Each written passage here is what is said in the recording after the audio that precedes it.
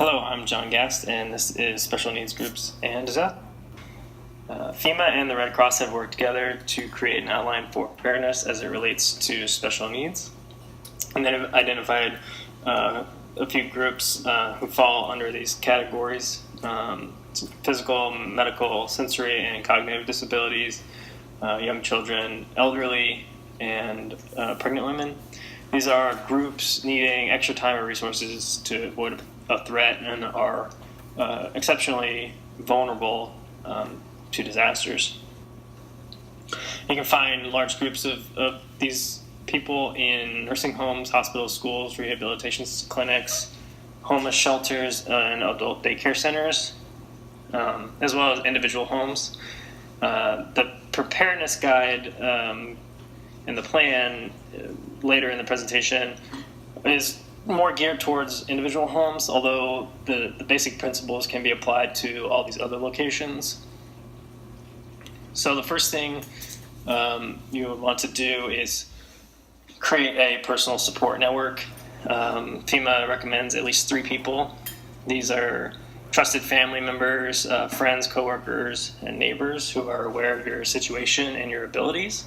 And they're also able to help you in a disaster situation.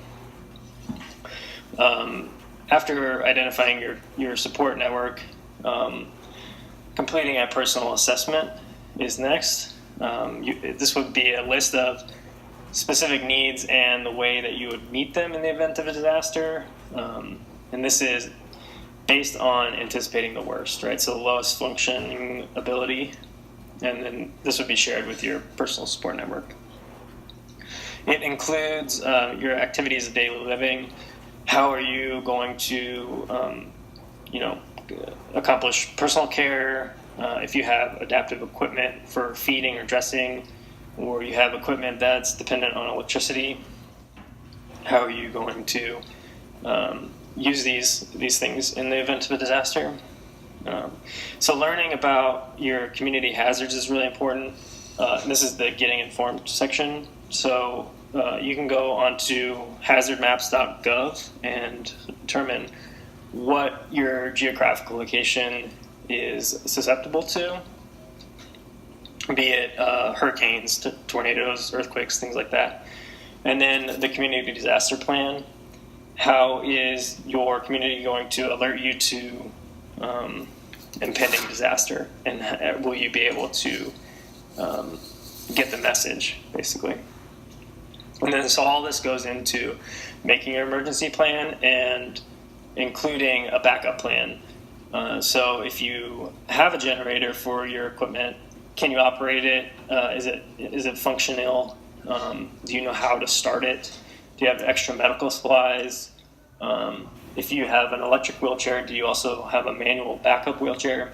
All things like that need to be taken into account. And then I want to take a look at some failures in this realm. And these are, really heart-wrenching, depressing stories, but it's important to learn from. And so during Hurricane Katrina, a nursing home named St. Rita's flooded, causing 35 people to drown because they couldn't escape and they didn't evacuate. The owners of the nursing home were arrested, actually, and charged with negligent homicide, but they were not found guilty. Evacuees reported trying to bust out of window attics, chopping through the roof with an axe, things like that. And then more recently, a rehabilitation center in Hollywood Hills lost power during Hurricane Irma, causing the AC to go out, as well as, all their electricity went out, but specifically the AC was not on the generators. So this private nursing home with 152 bed capacity reached sweltering heat conditions, causing currently 14 people to die due to heat-related conditions. And this was compromising an already vulnerable population. And so recently the Florida Agency for Health Care Administration suspended the rehabilitation center's license and caused 240 people to be laid off. So these are real tragedies that could possibly have been avoided with a proper preparedness plan. And that's me. I'm the guy. Thanks.